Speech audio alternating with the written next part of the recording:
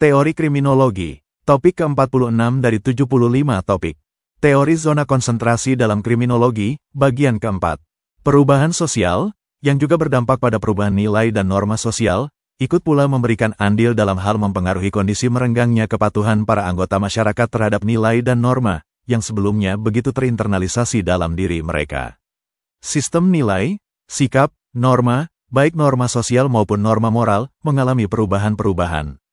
Dinamika ini tentunya dipengaruhi oleh lingkungan.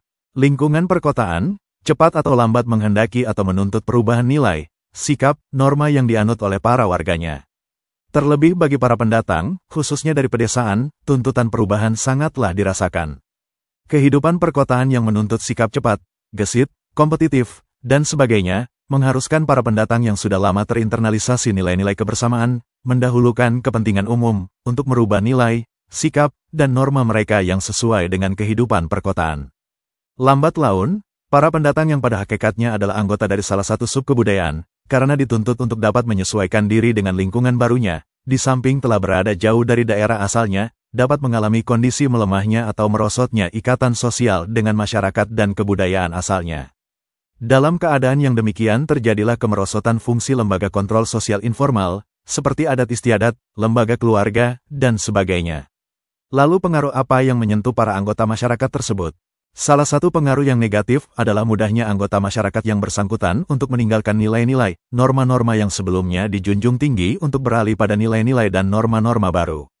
Nilai-nilai dan norma-norma baru yang sebelumnya mungkin sangat bertentangan dengan hati nurani mereka, namun karena dianggap menguntungkan dan dapat menyediakan jalan pintas, maka pada akhirnya dihalalkan. Dalam keadaan yang demikian, para anggota masyarakat yang bersangkutan semakin rentan untuk tersungkur dalam perbuatan-perbuatan menyimpang atau kejahatan. Sebagai contoh, salah satu selebritas tanah air yang berasal dari desa, yang mengadu nasib di ajang pencarian bakat yang diselenggarakan oleh stasiun televisi tertentu demi merubah keadaan hidupnya. Lalu setelah ia berhasil di ajang pencarian bakat tersebut, ia terjerat pada kehidupan hedonis di kota metropolitan di Jakarta, termasuk terperangkap mengonsumsi narkoba. Pada akhirnya karir yang ia rintis dengan susah payah di rimba metropolitan, sirna sia-sia karena ia harus mendekam di penjara karena jeratan narkoba. Pendapat yang senada dengan Park dikemukakan oleh William Isaac Thomas dalam konsepnya tentang redefinition of the situation. Thomas mengatakan bahwa kita harus meletakkan diri kita pada posisi dari subjek yang mencoba menemukan caranya di dalam dunia ini. Dan kita harus selalu ingat bahwa lingkungan dengan mana ia dipengaruhi dan di mana ia menerima dirinya atau dunianya, bukannya dunia objektif dari pengetahuan dan bukannya sebagai ilmuwan pada dirinya. Subjek individu hanya bereaksi dengan pengalamannya yang diperolehnya sendiri secara individual. Akhirnya William Isaac Thomas mengemukakan gagasannya pada prinsip definisi situasinya, yaitu, bila orang mendefinisikan situasi sebagai nyata maka akan nyata dalam akibatnya. Gagasan dasar ini mempunyai dampak penting pada pemahaman sosiologis tentang tingkah laku menyimpang, karena mengarahkan perhatian pada definisi dan pemahaman yang bermakna dari tingkah laku itu, yaitu pada evaluasi yang menjelaskan akibat dari tingkah laku itu bagi para pelakunya. William Isaac Thomas percaya bahwa keinginan-keinginan individu itu diatur oleh standar budaya yang dipelajari seperti konvensi dan diatur oleh pengalaman individu dalam berinteraksi dengan orang lain. Masyarakat melalui aturan dan hukum-hukumnya merancang penyaluran yang pas dari keinginan-keinginan itu. Pertanyaan tentang bagaimana yang jahat memilih alat-alat atau sarana-sarana yang tidak dapat diterima atau yang menyimpang untuk mencapai keinginan, hanya dapat dijawab dengan meneliti proses pemberian makan tentang suatu tingkah laku. William Isaac Thomas juga mengatakan bahwa, sebelum setiap orang menentukan sendiri tindakan atau tingkah lakunya, selalu ada tahap pengujian yang disebut the definition of the situation.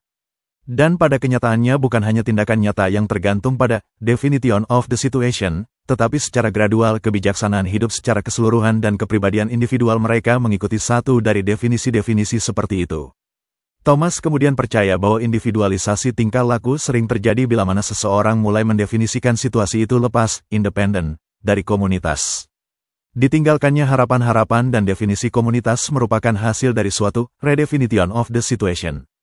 Redefinition of the situation, ini oleh William Isaac Thomas dianggap sebagai titik tolak yang kritis bagi seseorang untuk menyimpang.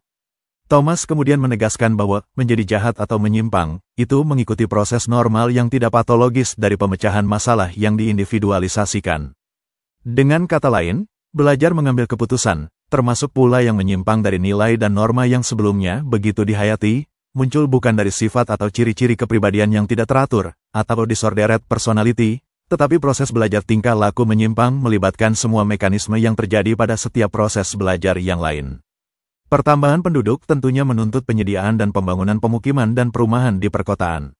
Pemerintah kota tentunya juga sadar akan hal ini. Sebagian pengadaan perumahan akhir-akhir ini, khususnya di Jakarta, dibangun melalui model real estate atau perumnas. Pembangunan dengan cara lain, seperti secara individual juga banyak dilakukan. Cara penyediaan dan pembangunan seperti itu, di satu sisi baik dalam membentuk lingkungan baru yang teratur, lengkap prasarana dan sarananya, namun di sisi lain membutuhkan investasi yang besar, manajemen yang kompleks, serta waktu yang lama.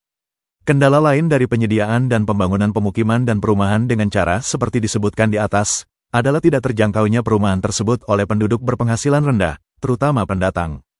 Penyediaan pemukiman dan perumahan yang lebih sederhana pun, seperti rumah tipe sederhana maupun tipe sangat sederhana yang difasilitasi oleh BTN, lalu ada program rumah susun, juga menimbulkan kendala dalam hal prosedur birokratis dan ekonomis bagi kelompok penduduk berpenghasilan rendah tersebut. Oleh karenanya, bagi mereka yang termasuk kelompok pendatang berpenghasilan rendah, dalam hal mencari daerah pemukiman akan menempati daerah pemukiman atau perumahan yang sangat sederhana, atau lowest cost, yang biasa disebut sebagai daerah kumuh, bahkan tak jarang menempati squatter dwellings, atau yang sering disebut hunian liar. Perkembangan pemukiman kumuh dan hunian liar ini, ternyata tidak saja membawa masalah dalam hal tata ruang kota dan keindahan wajah kota, namun juga membawa masalah terhadap ketertiban dan keamanan daerah perkotaan. Tumanggor, 1982, dalam suatu kesempatan mengatakan bahwa pemukiman kumuh dan hunian liar merupakan masalah yang dilatar belakangi oleh kepadatan penduduk di perkotaan. Dengan posisi ilegalnya, pemukiman kumuh dan hunian liar seringkali dikaitkan dengan berbagai bentuk perilaku menyimpang. Senada dengan pendapat Tumanggor, juga mengatakan bahwa pemukiman kumuh dan hunian liar sebenarnya mempunyai biaya sosial, atau social cost, dan tingkat kerawanan yang tinggi, antara lain, pertama, merupakan tempat berseminya kejahatan, crime breeding place, yang disebabkan bukan saja karena masalah kemiskinan tetapi cara kehidupan di pemukiman kumuh dan hunian liar yang menambah tumbuh kembangnya kejahatan. Kedua, banyak warga di pemukiman kumuh dan hunian liar memiliki kesulitan kepribadian, personality difficulties, misalnya timbulnya subkultur keputusasaan, kegetiran, kebencian, dengki, serta kekerasan. Dalam literatur kriminologi telah lama dikenal usaha penelitian pemukiman kumuh ini yang dikaitkan dampaknya dengan kejahatan. Diakui bahwa tidak selalu jelas bagaimana kondisi ekonomi, kemiskinan, memengaruhi angka kejahatan, crime rates, tetapi dari statistik kejahatan memang dapat dibaca bahwa mereka yang berpenghasilan rendah, miskin, mempunyai angka penangkapan dan penghukuman, arrest and conviction rates, yang lebih tinggi dibanding golongan masyarakat lainnya. Dari angka kepolisian pun dapat dibaca bahwa daerah rawan kejahatan, high crime areas, umumnya berada di atau dekat tempat pemukiman orang miskin. Hubungan kausal tentunya tidak boleh begitu saja ditarik, namun rasanya cukup berharga untuk dikaji lebih lanjut. Dalam proses perkembangan pemukiman terjadi pembauran antara berbagai lapisan masyarakat, suku bangsa, pekerjaan, dan sebagainya, bahkan antara kaum pendatang dan kaum penduduk asli. Dalam hal ini heterogenitas di daerah pemukiman semakin meningkat. Dalam beberapa hal, heterogenitas yang terlalu tinggi atau luas, justru sering menimbulkan kerawanan dan konflik yang tajam. Peningkatan segregasi sosial ekonomi juga akan membawa dampak negatif terhadap makin rawannya konflik sosial, kecemburuan sosial, dan sebagainya. Lahirnya daerah-daerah eksklusif yang menciptakan daerah-daerah pemukiman elit, golongan-golongan etnis tertentu, yang secara tegas dibedakan dengan pemukiman-pemukiman kelas sosial ekonomi di bawahnya, akan menambah keprihatinan dan kewaspadaan terhadap kecenderungan terciptanya kecemburuan sosial. Hal ini termasuk pula, pemukiman-pemukiman perumahan yang dimaksudkan hanya untuk satu agama tertentu. Untuk ini, bagi para pihak yang terkait dengan kebijakan pemukiman dan perumahan, hal tersebut haruslah menjadi agenda perhatian dan pertimbangan mereka, agar meminimalisir potensi konflik horizontal. Masih di sekitar masalah pembukaan dan pembangunan lahan pemukiman yang baru, terdapat pula masalah strategi dan pemilihan lokasi. Banyak di antara daerah pemukiman dan perumahan yang baru dibuka di daerah yang sepi dan tanpa menghiraukan masalah-masalah keamanan lingkungan. Sehingga hal ini akan lebih menambah rawannya daerah pemukiman disentuh oleh tindak-tindak kejahatan pemukiman, seperti pencurian, perampokan, dan sebagainya.